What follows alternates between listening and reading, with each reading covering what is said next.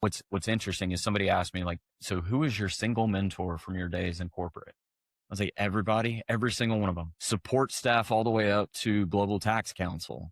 Every single one of them invested in me. So for me to look in and say, well, I'm going to bash on corporate or I don't like it or something like that is not fair. Bruce, Bruce. Welcome back, everyone, to the Bizarro Brews podcast. I'm your host, Adam, and today we have a very special guest with us today, Chris. Chris is not only a CPA, lawyer, and insurance advisor, he is also an author writing the book 168 Hours, telling you that the hours you have in a week and how to use them efficiently. So we're very glad to have Chris with us today. Chris, how are you doing? I'm wonderful. Thanks for the opportunity, Adam. I'm excited that we get to talk. Yeah, very, very interested. And like I see the book just behind you over there, and I'm assuming you're probably going on these shows, talking about those. Have you done those book signings yet? So we've done a few. It's not like your traditional author tour. Yeah. A lot of it, in the primary piece of this is all born out of experience, like representing clients. It's things we talk to people about all day, every day. It's things that you fight in your business that I fight in mine. Yeah. It's common ground.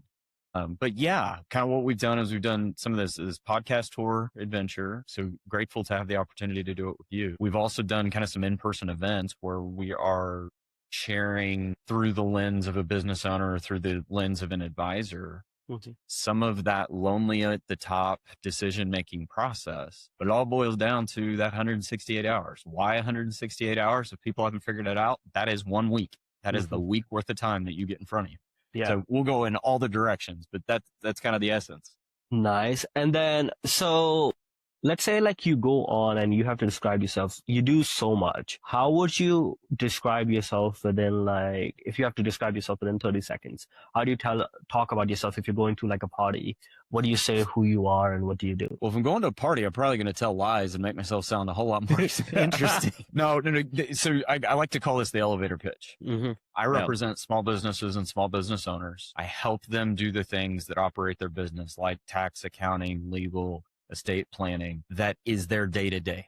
We want to help solve those pain points because we've done it for thousands of businesses where maybe they've only done it 1 or 2 times. Okay. And then are you guys like serving clients nationally or is just like in your home state? Depends. Great question. So CPA license can carry me across all 50 states. I generally don't do international work just because it's hard to stay relevant in that area too. Yeah. But we do have folks like with U.S. businesses, maybe there's some international contacts or something, but if it's a U.S. business, generally we can get involved. As a lawyer though, I am limited to the states where I am licensed. The Oklahoma resident goes to Kansas, for example, and they move to Kansas. Well, I'm limited because I'm not licensed in Kansas, but I am licensed in New York, Colorado, Texas, and Oklahoma as an attorney. So the bar exams must interesting be like, bubble. You must just love taking bar exams. I'm old enough now. I just sarcastically, if you pay a big enough fee, they'll let you in. But I have experience and character that meets whatever the requirement is. So they have admission on waiver and a lot of those. So fortunately, no more exam. Why do you think they like won't make it as efficient as it for CPAs to practice in all 50 states with like you having your license? But why is it so different between us and us CPAs and the lawyers who do it? Yeah. So the fundamental has to do with the type of quote unquote law that each practices. CPAs are generally using either GAAP, your generally accepted accounting principles, or Internal Revenue Code, which is nationwide. So that's why they want the mobility. They also recognize like a business may be operating in 15 states and you can't require one CPA to be licensed in 15 states. So there's some struggles around that. When you flip it over to the legal side, you are practicing all the laws of whatever that state is. And Constitution says the federal government only has jurisdiction over the laws that the states granted to it. So to be licensed and be properly vetted with each state, you got to know the specifics of the state you're in. So for me to be a generalist practicing in Georgia isn't fair because I don't know what Georgia law is, but I've had to brush up, and there are requirements whenever you get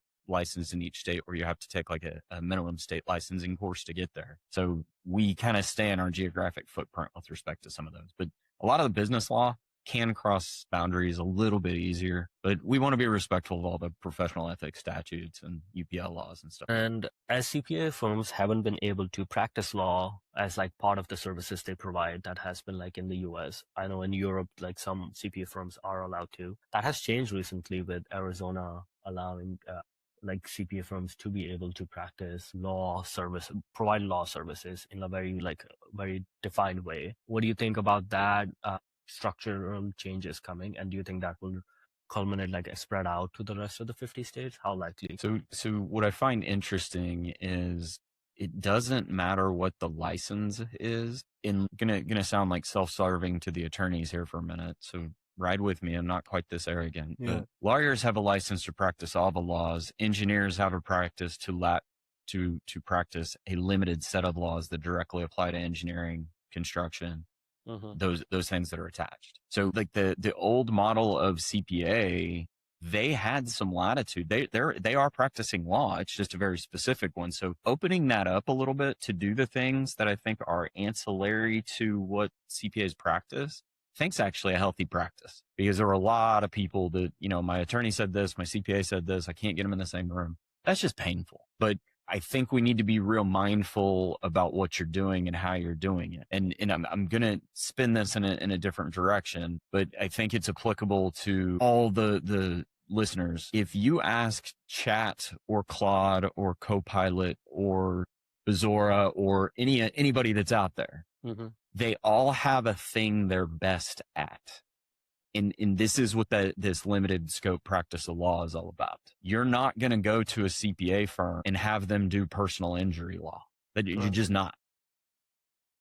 So why are we doing tax research inside of a tool that is doing general research based on all sources on the internet? There are special use case scenarios, and you generally want vetted research. So I think the same thing applies. Like, there is a use case, there is a place for our LLMs and our general search or our AI agents or whatever they are, but you also need your specialized versions of that. And that's going to evolve. I'd love to say I have the answer, but I think what we're doing today is just now getting the infrastructure so that we can figure out what to do tomorrow.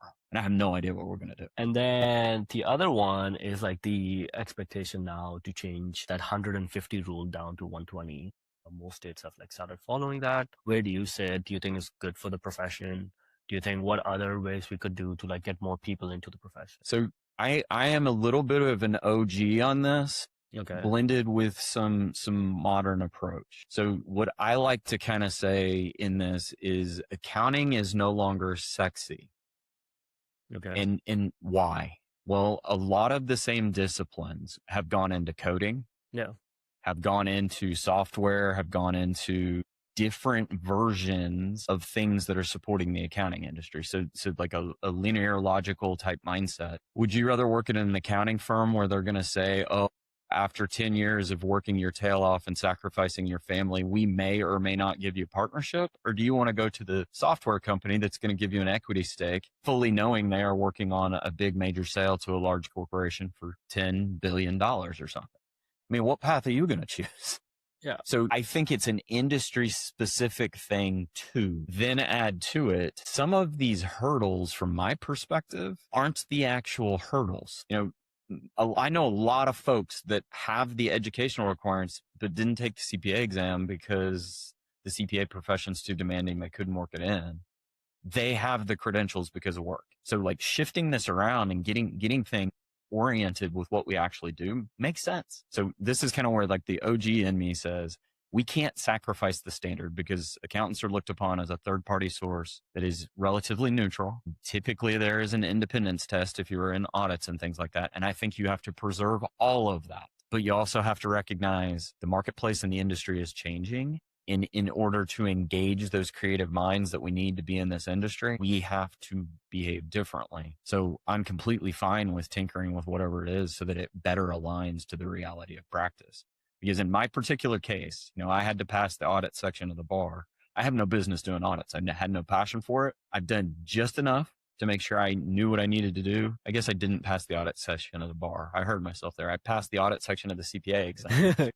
but that is not my space. So in like when you look in a practical sense, can a CPA file tax returns? Yes. Can an EA file tax returns? Yes. Did I really need to be a CPA to file tax returns? No, but I'm wanted more than that. But do I really need audit to achieve that? So as we tinker through these and figure out these maybe subsidiary paths, CPA audit, CPA tax, CPA other or something, all of those are incredibly relevant to me. And again, AI, technology, tools, they are changing professions. So we have to meet the technology with reality and figure out how to adapt, because what was yesterday is not tomorrow. We know that. And then now I want to like start with your origin story into like the profession.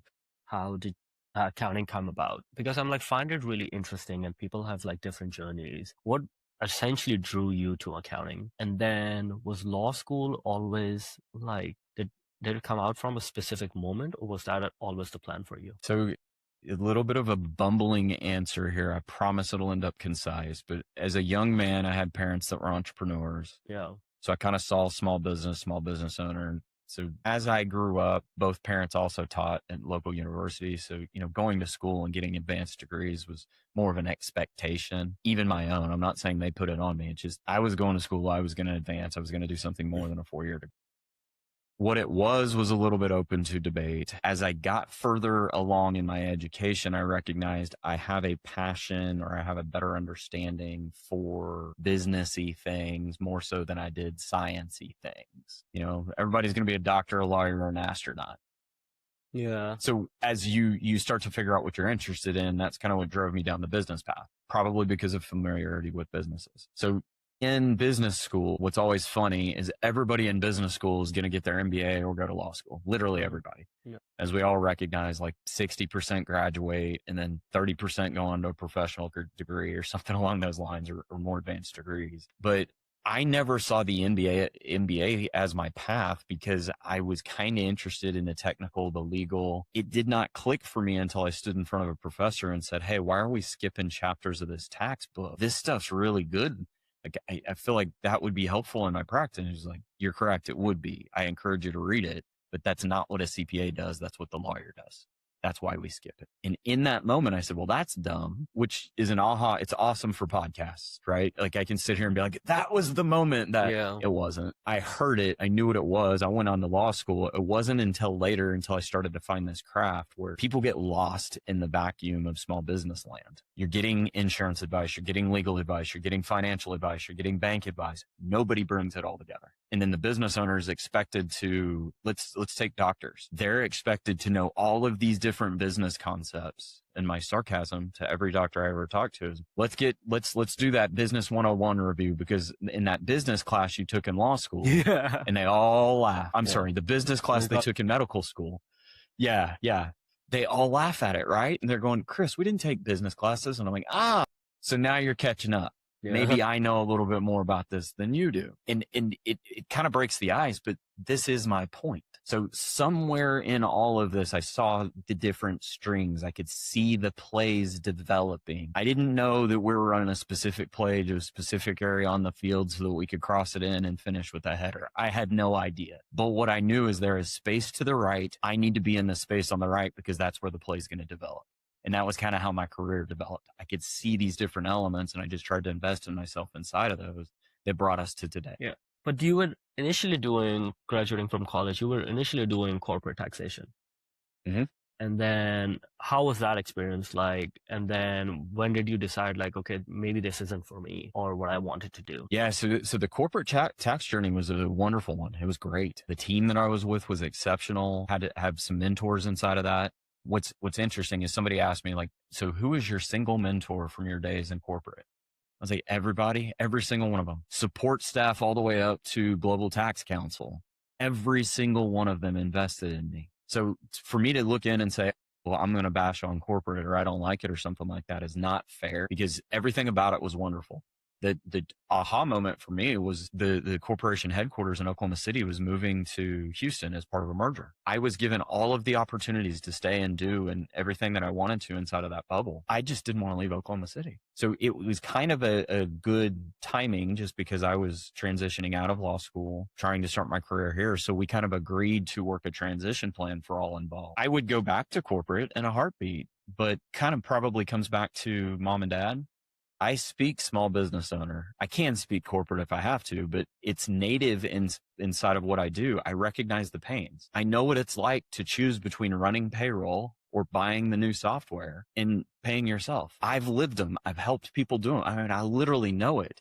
That's a different pain point than the roles you play in corporate tax, for example. So because I've lived it and because I can create these connections with folks, there's a different level of understanding. And I'm going to sum it up real quick in the sense of I had a conversation with a client on Monday and I said something like, I'm very sorry. It took me a few weeks to get to you.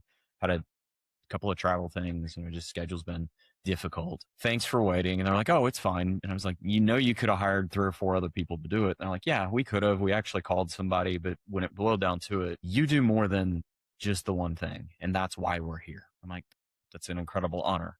Please put that in my Google review. But separately inside of there, it says something in this multidisciplined approach because they know I've been in it. If there is a give back that I can give to the community on top of whatever I'm doing professionally, that's the space I need to be in because that's what's been curated. So that's what I do. I don't know if that'll change tomorrow. If it does, we adapt. Yeah. And then, so from this corporate tax department, which was like a big petroleum company, you go inside to like work at private practice for a law firm. What does that dynamic change like? You're now going from, most people go actually inside out, right? You went outside. Yeah. So you took the reverse of that journey. So, but how was that like? Did you get situated really fast? How did that like come about? If you knew what was happening on the outside, did it help as you went in-house? Sorry, not in-house, but to law firm? So what I think is interesting is, and you kind of point this out, a lot of people will start in some version of public law or accounting or whatever it is, and then you end up specialized counsel internally. Yeah.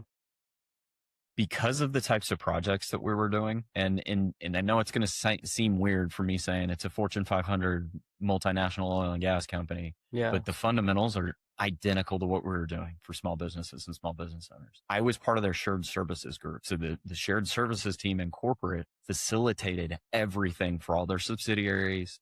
Why do we have operations here and transportation here? And it all funnels up in underneath whatever corporate umbrella.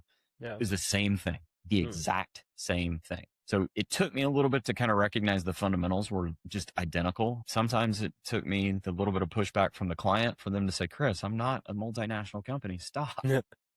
Because I was trying to be a little too formal from time to time, but the essence of the objective was the same. We're segregating risk. We're maximizing dollars. We're trying to manage tax liability. There might be other factors driving those different components. Maybe we're trying to maximize shareholder value for the stock market, whereas we're trying to maximize shareholder distributions so we can go on vacation. But there's a lot of similarities. And then, again, you're going to hear me. There's a theme in my life. People make or break any deal. I'll go stand in the stuff with you with good people, even though it stinks and we're standing in it up to our knees, because good people can make that experience memorable and fun. So I had great people in corporate. In my next stop, I had great people around me again. They invested in me. I tried to make sure that I was giving back and meeting my end of that obligation.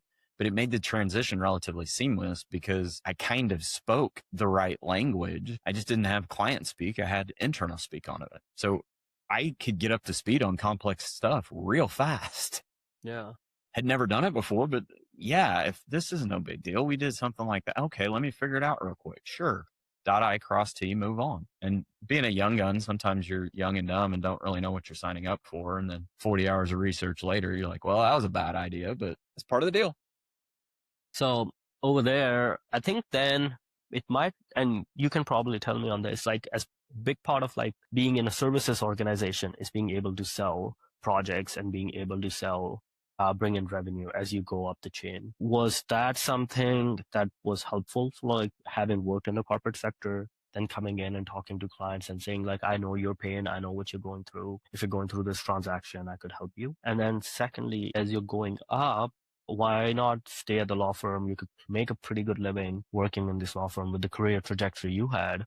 And why go out on your own? So let me flip them real quick because why go out on my own had a lot to do with family. Had a lot of great opportunities. I still respect and love the formal firm. We collaborate from time to time when we can. We stay in touch. Lots of good positive there and probably could have stayed in that lane and been very successful. But where I am now, I co-office with family members. There's some things from a business perspective that I couldn't do in that business that I can do in my business with my family. So just some personal trait things that I had the opportunity. So I wanted to see if I could, and we were able to. So there's opportunity inside of any decision that you make. Now, your comment about like the sales process, and there to some extent in any small business owner, whoever you are, you do have to sell. You got to produce. The struggle for me is that oftentimes I am selling the unknown or the misunderstood. So Adam, play a game with me. You paid too much in taxes last year. You're pissed off about it. Would you like me to make that go away? Okay. Whatever your net income is, pay to me. I'll pay your tax for you. How's that sound? Right? Everybody does the same thing because they realize I just took all of their money. So what is it that you actually want? Because what you said was I want no taxes. I solved that for you, but you laughed at me. Yeah. So this is that selling the unknown or misunderstood concept. Estate planning, I get the same thing. People will come in and say, I want a will. I'm like, okay, well, in every state in the union, a will must go through probate. Why do you want a will? Well, I'm trying to avoid probate. So you want the thing that must go through probate. Are you sure? Well, hang on. Obviously you're asking for a reason. What am I missing? Mm-hmm. They know to ask for a will. They don't know to ask for the trust, or they don't know to ask for the full estate plan. So for me, I have to use the pain point, the tax liability, to get people to pay attention, because otherwise this is paperwork and nobody wants to do paperwork. I mean, all of this compliance stuff is hard. It's somebody else's problem. So what's the pain point so people are present? And then are they invested enough to ride the train with me? Because we can pull a lot of levers. Mm-hmm. But here's the catch. I don't own your business. I am not a manager of your business. I am a third-party representative of your business. I sign the tax return too, or I sign the legal documents too. But at the end of the day, you make the decision for your business. And if you're expecting me to, let's check professional ethics code. I can't. My job is to make sure you are an educated consumer and give you recommendations based on the feedback you've given me that lines up to the feedback. But I am not supposed to make decisions for people. So this whole little game about, well, what should I do for my tax liability? Let's come to the table and let's talk about it. This is probably a 3 to 5 year plan. If your goals are to make as much money as possible and take it out of the business, you're going to have to pay tax. That's the cost of getting money out, unless we find tax-free ways to do it. There are tax-free ways to do it. They come with strings attached. Are you willing to jump through the hoops so that each of those strings can be attached? Okay, you got a business owner who barely wants to do their own accounting work and get the information in the door. You really think they want this complex scheme where they got to jump through hoops? Yeah. So, nope. How do you convince them, or like, how do you take them along? Because having people who, let's say, they're running a manufacturing company in Oklahoma, just for example, right? They're doing really well, but they're like getting slapped with that 21%. They're a C Corp. They're getting slapped with the 21% rate. They're not too sure, or they don't understand tax code fully. How do you convince them to go along for that ride and to go through those hoops? How does that process look like, from like you're onboarding a new client or you're meeting someone new who's like, I don't believe in that, or I don't know if that's going to work? How do you like build that trust factor? So there's 2 layers to this, and we go through kind of a 2-meeting or a 2-touch approach where we will do kind of an intro.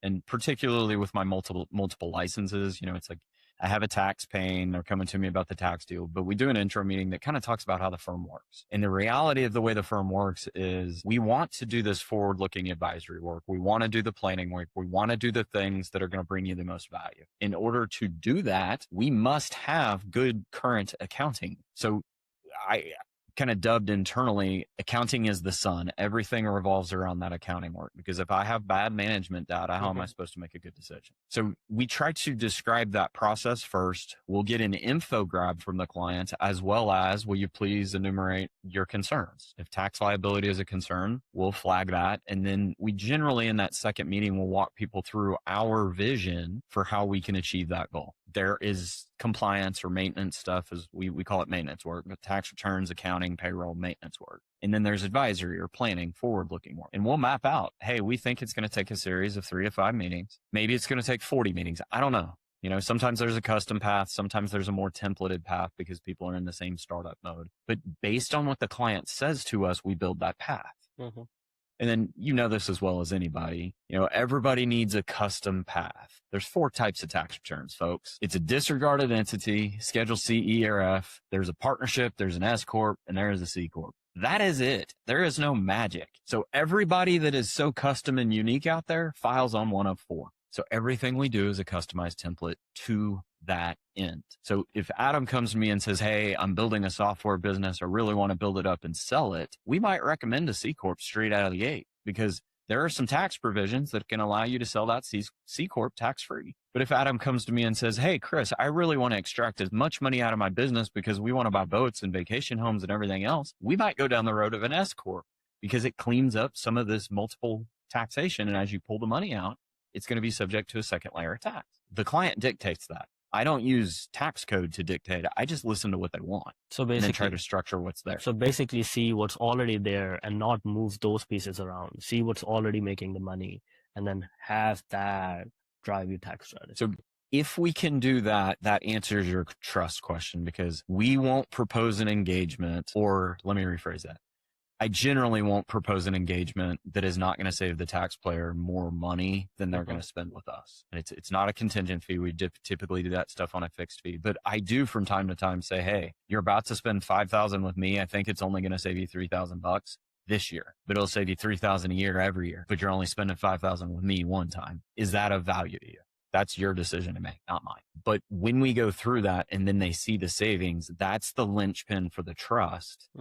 Then it turns into these other conversations. Okay, we did the easy things. Will you explain that hard thing again that you told me I wasn't really interested in? And you're right, I wasn't ready for. Then we can start to unpack. Does it make sense? Does it fit their risk profile? Usually there is a spouse, another constituent. Maybe it's children sometimes. You've got your senior business owners that want to leave their business to their child. That's when it starts. You got to bring in these other elements, because you're about to sell your business. Why are you taking on a risky tax position? You sell it and then they get audited. Your sales price just fell because they're going to claw back a bunch of stuff. So there's a lot of those things that you got to kind of think that timeline through. And that brings me back to the beginning of when you said, hey, why do you want to be in the small business owner lane? Because for whatever reason, I can watch the plays unfold on the field this way, and I can start to guide people. What I heard you say 6 months ago is very different than what you're saying now. Either you're nuts, you're lying to me, or you changed your opinion and you haven't realized it yet. So which is it? No, it makes sense. And okay, so let's go back to the time. You finish off, you start your own practice, but before your own practice, you begin this insurance practice over there. Where does the insurance factor come in? What was the motivation behind it? What's the history and like the lore behind it? So it's the same story every single time. People ask, and it boiled down to, we did an estate plan. Yeah. We handed off the insurance component of the estate plan to one of our referral partners and asked for something very specific. Okay. Great referral partner. I have nothing negative to say about them, except when the insurance came back, the recommendation was different than what I asked for. And of course I called them and said, hey, what's going on here? And of course the client didn't relay the information in the right way. And I'm like, okay, so the client asked for this. I sent you a packet that said this. So where's that? And they were like, you're right. We didn't put that together. So we got all that buttoned up. But the client said to me in that instance, why aren't you quoting me the insurance? You did all the work to frame it out anyway. Yeah. I'm like, I'm not licensed to do so, is why. I'll wait. And that was literally the conversation. And I'm sitting here going, I got to take a test and I got to this and I got to that. Fortunately, the insurance obligations are relatively easy. If you have college level education, you can go straight to testing. But there's not other hoops to jump through. Okay, deep breath, I can pass tests. That's not a thing. But in that instance, I started to realize there's a space for this. So my insurance practice revolves really around 3 things: estate planning and insurance recommendations that kick off at that. And sometimes I'm the insurance expert. Sometimes I partner with people. SBA loans and things like that. Like we're starting a new business. SBA loan needs a life insurance guarantee. Okay, I can get those done relatively quick because I'm licensed. Or buy-sell type agreements where we've got to use insurance funding to create liquidity for either an estate or a business partner or something along those lines. That's the fundamentals. We do some disability insurance as well for, I used to work in corporate America. I had all the benefits. Now I have my own business. I have no benefits. There's a conversation there, but it's ancillary to all of the other planning we do. So basically it became more of a need than as an opportunity you saw. Yeah. Yeah. It's again, I don't want to paint the wrong picture about our referral partners and stuff like this. They're amazing folks, but there's this weird thing with clients. If they've got to fill out another questionnaire or go to another, that's the whole reason they came to me anyway. I'm the attorney and CPA. So Yeah. we get these inquiries, and I'm Mm-hmm. literally neck deep in securities licensing right now because clients are asking, they're saying, hey, we want you to do this too. And I'm like, I physically can't. I'm prohibited from doing it unless, and they're like, then figure it out, man. I'm like, okay, I So, got it. so basically, you're gonna be the wealth manager, your accountant, their lawyer, their insurance provider. Is there anything left that you can't provide them anymore?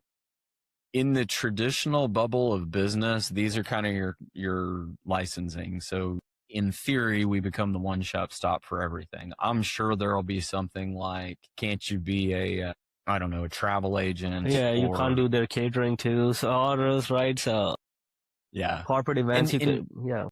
there's, even though I'm licensed in areas, like I'm not trying to manage their money in the stock market. I'm not trying to be the guy that beats the market. We're still going to have partnerships with folks that do that for a living. I'm really the ideas, the brains, I used to say I'm the quarterback, but I've switched this vocab over the years because I'm not actually on the field doing any of it. No, you're a coach now, right? I'm the coach. I am on the sidelines. I orchestrate everything. But when the Yeah. game kicks off, when the business starts, Mm-hmm. I'm not a player. The client is. You're just an And I office. think it's a good illustration of where things are, because whether I'm offensive coordinator or GM or front office, any of that stuff, does not matter the role. It's their business. And I Yep. think that the power inside of it's their business, and how are they going to make the decisions that work for them? I can arm them with somebody else made that decision and it didn't work for them, and here's why. Might work for you. I don't know. But let's talk our way through it because we see it. I mean, we see a lot of different things in a lot of different ways, and I don't have all the answers, but I'm willing to share what I do know and what I have experienced. What do you think about like these insurance providers now are coming up? One of them really well known is like Corgi in terms of like being a broker as well as like being an insurance provider. So they do the full stack, right? Coming in. So So do you finish your question. I'm sorry. no, go ahead.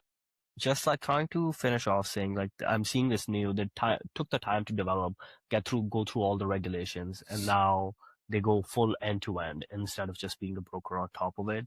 Do you think like the industry needs to evolve and like keep up from that? So I struggle with this, and I'm probably going to give you 2 or 3 answers. Since I'm not fully vested in that industry, I'm not sure I understand all of the different variables that are at play. So I'm sure I'm missing something. Mm-hmm. But what I have found is when you get an end-to-end provider that is both managing money and risk with insurance and wealth, Yep. there's a holistic approach, and it works really well for those people that it works really well. But in some instances, that color logo that does start to finish, and it doesn't matter which one it is, everybody's got a little bit different play on it. Let's say I only need 5 of the 7 things you offer, and I want to go get the 2 other things somewhere else because I have something that's better for me there. That's where I start to feel this square peg round hole. Or are we trying to are we driving a semi truck to the grocery store to pick up 1 bag of groceries? Does this make sense? And that's where I do think things are going to have to evolve, because I guarantee you insurance and money management is going to change with the way AI behaves too. And all industries are evolving. There's like, if you study finance statistics, the way the boomer generation did it and the way Gen Z is doing it as kind of the new up and comers in the workforce, lead the opposite.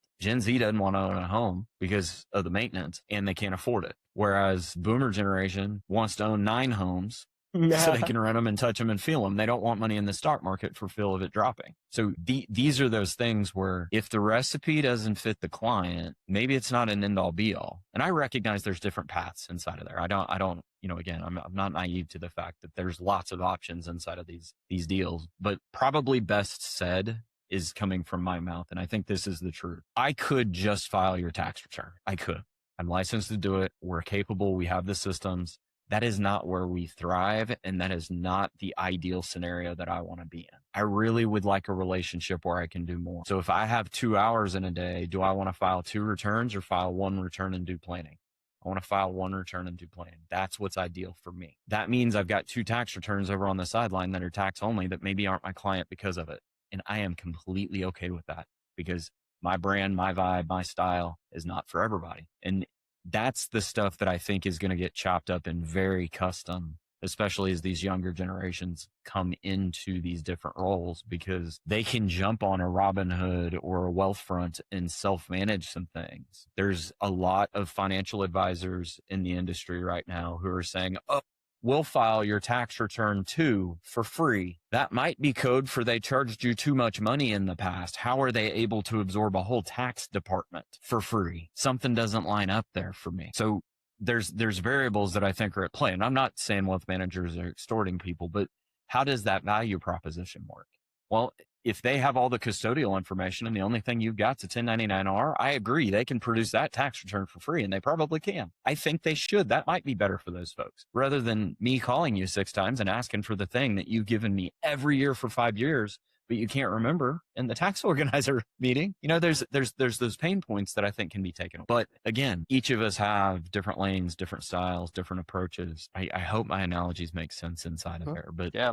I really think it's a beautiful thing to see options in the marketplace, because options create disrupt, which creates more opportunity. And those that are willing to do the hustle and adapt can fill the space on the opportunity. No, completely makes sense. And then I want to talk about, you were appointed as a thought leader at Thomson Reuters, which is one of the biggest provider of software for like accounting. And then also they have like wide variety of like also known in like the industry as well. So how does that relationship start, and what exactly is the day-to-day like for a thought leader at TR? Yeah, it's interesting. So some of it kind of happened by accident, in all honesty.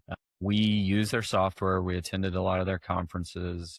We believed, and let me rephrase that. We still believe. I don't want to create a past tense there, but at the time it was very much just, hey, like, we have best of class tools available to us to be able to deliver a high quality of product back to our clients. So inside of that, you start to spend time with certain folks, whether it's TR leadership or other attendees that are around. And, everybody watches social media, right? Like influencers and those things. That's kind of the path. So what we started noticing, and this is a collectively was I started gravitating to people that were doing things like I were, that were trying to be on the front end of the industry. We'd all sit down and talk together. And then somebody come over and be like, oh, I heard you guys talking about, and I have an idea. So we all started just like, okay, people are picking our brain on how we're doing it. So that's what kind of turned into, hey, can we get you on a webinar? Hey, can we get you to talk about how you are problem solving for the COVID pandemic? I mean, there are firms that closed. They said, we're not doing this. I'm retiring. And I'm sitting here trying to figure out ways to deliver, really before video was popular, video messages to folks so that I can communicate in 1 hour with 1,000 people instead of one-on-one for 1,000 hours. What are you doing in these video messages? During COVID, it was info delivery, because everybody's stuck at home. They can't work. They're bleeding money. And all the news is talking about new law, free money, new law, free money.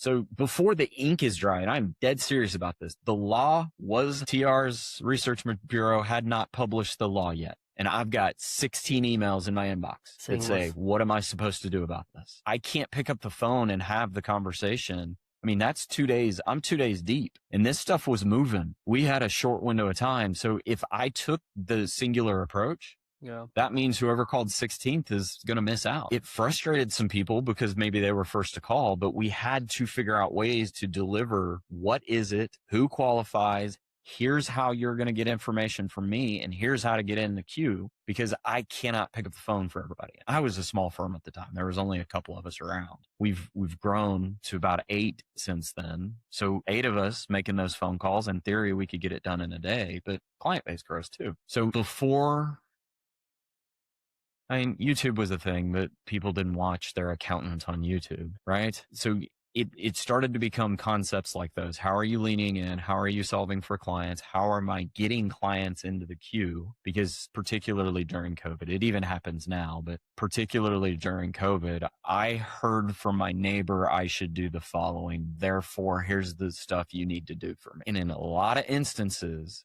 clients don't recognize it, but they're asking me in the ask to commit malpractice. They didn't have wages in their S corporation. Can you fill out the PPP loan paperwork that says that I do, so that I can get the PPP loan? But don't Not they know recognizing because they didn't run payroll, they didn't qualify. But then they know that's just like a cross check, and that's how it would be a very easy audit. Yeah, right. I mean, in those that in the accounting world are probably just losing their mind right now and going, yeah, I had clients do it too, but clients didn't recognize the complexity. They didn't know who qualified. So we were coming up with ways on the fly.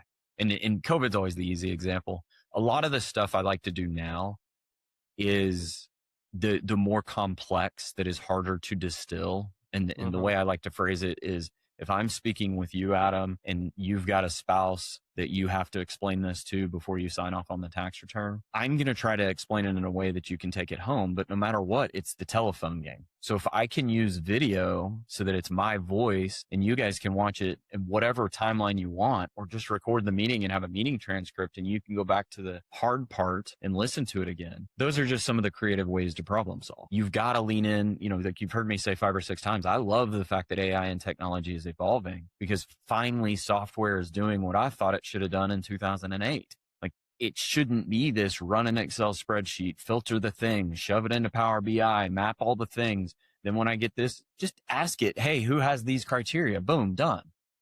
Interesting. That's going to move so fast as we go through. And again, how can we get that data in a safe space? Because I have confidentiality obligations so many different directions. Yeah. But then B, how do I get the correct data faster? So using vetted resources like TR, like Pizora, like insert brand here, it's vetted research, not just generic research that may or may not be true. How can we use that to get information to our client base faster? I'd love to say I have a chat bot that I can just put all this stuff in there. I don't quite trust, because clients hear what they want to hear still. Like, I could say the technically correct term, but if I say revenue and they think net income, we got a problem. So I think there's an evolution, and I know I'm babbling about all the things, but it promise it comes to an end. There's an evolution with the way you engage clients, with the way you engage software, with the way you engage data, and the way you engage your practice. And there is a special space in between. And this is where I think some of the thought leadership comes from.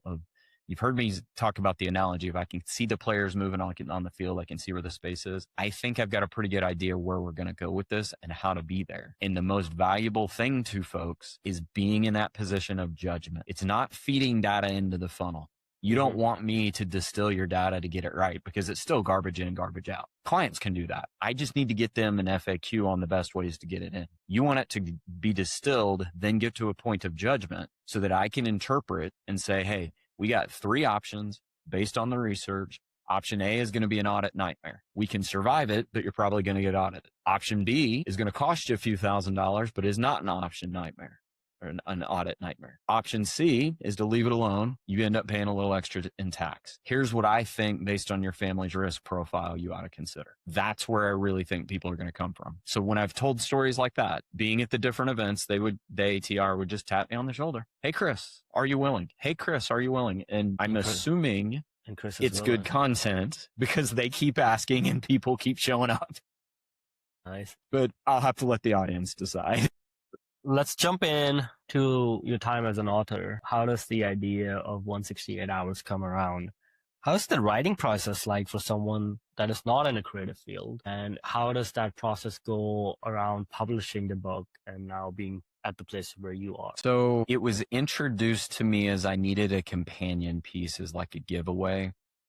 And it was phrased in the sense of, Chris, you know so many things. You start to say stuff and then you lose people because you've got a point in mind, but you're saying so many things, you're overwhelming them. And that's your asset, but it's also your liability at the same time, because you're saying too much and they can't keep up and they don't know. I was like, yeah, I've been that guy. And you're sitting there going, dumb it down for me. So that's where podcast was born out of. That's where the book was born out of. It was ways to get my voice in front of people. So I'm kicking around this idea on a book, and I'm sitting here and I'm like, okay, I've got a pretty good idea what I want to do.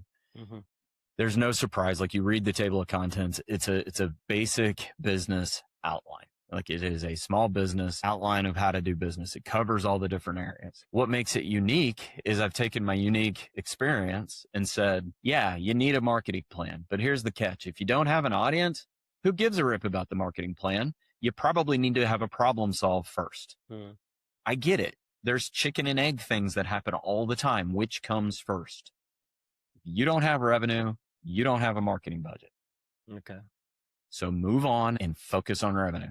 but there's realities like that that are laid into the book. So I start to frame this out. And to your point, where did I come up with the idea? Where did I come up with the things? I started to look back and like I had it framed out. I had an outline and I was really going to kind of get in the meat and potatoes of the writing, staring at this mountain. Like, I don't know if I want to climb this or not. And then went to sleep and I woke up the next morning and I was like, you know what? Every single one of these chapters you talk to your clients about. Every single one of these chapters has a slide deck. Every single one of these chapters has a meeting transcript. So all of a sudden the book is already written. I just remembered where I wrote it. I needed to go pull it from meeting transcripts and notes and all this other stuff. Obviously we had to cleanse that to get all of the client data out of it. Mm-hmm. But that's how the framework of the book came together. And then I started talking with people and I recognized everything you do in small business is a trade-off with something else. So think about your 24-hour pie chart.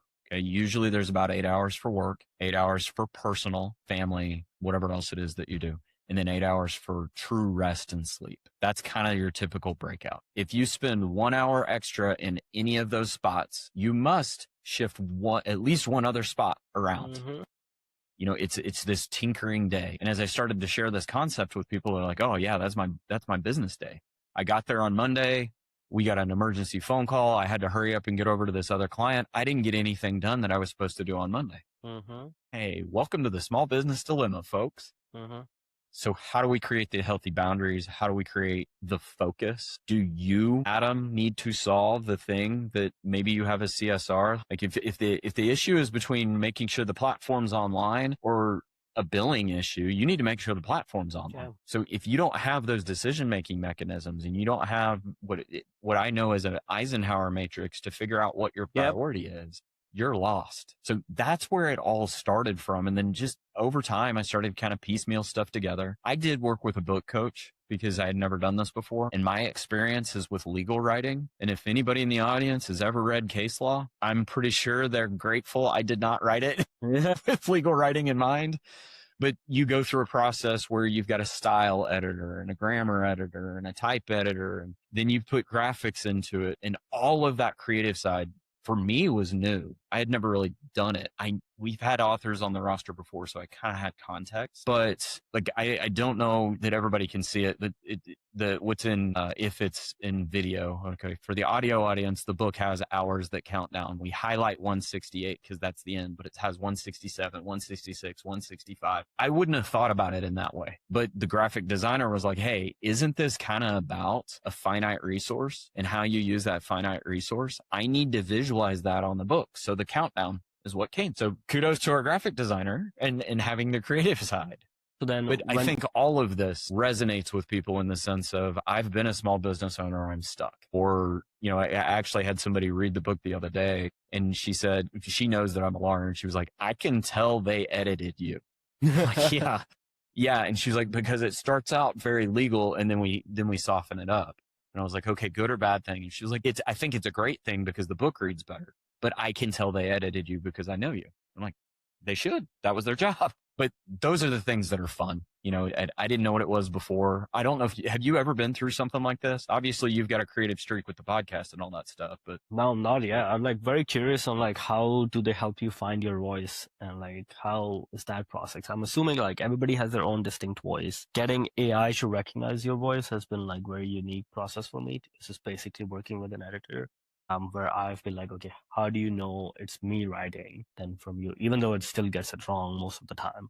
So yeah. The best advice I got from Zach, the book coach, was you need to picture you're standing on the stage and you are talking to that audience at all times. Yeah. What are you solving for them? And how do you get it distilled down into digestible bites? And every single time I'd run into a question, that was usually where we start. And he's like, okay, so your audience is, here's what they need to know. What's the problem solved with it? It's like, okay, yeah, that 9 times out of 10 cleaned it up. But like your point with kind of using AI editing and stuff like that, like the different tools, you know, they can surface the more fun vocab or the clickbait, if you will. It's interesting what others will find important because of all the things I've said today. To me, the brain, the decision-making points, the collaboration, the trust, that's what's most valuable. But I'm willing to bet that the software generates something different as we go through the process. And the audience, they're probably going to find the book and the creative part of the book the most intriguing, whereas I'm thinking it's some tax advice I gave.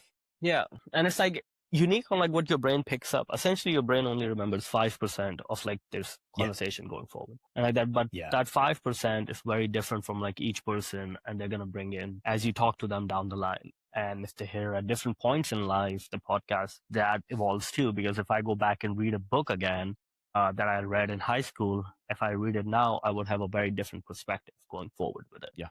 So yeah, that's an amazing point, Adam.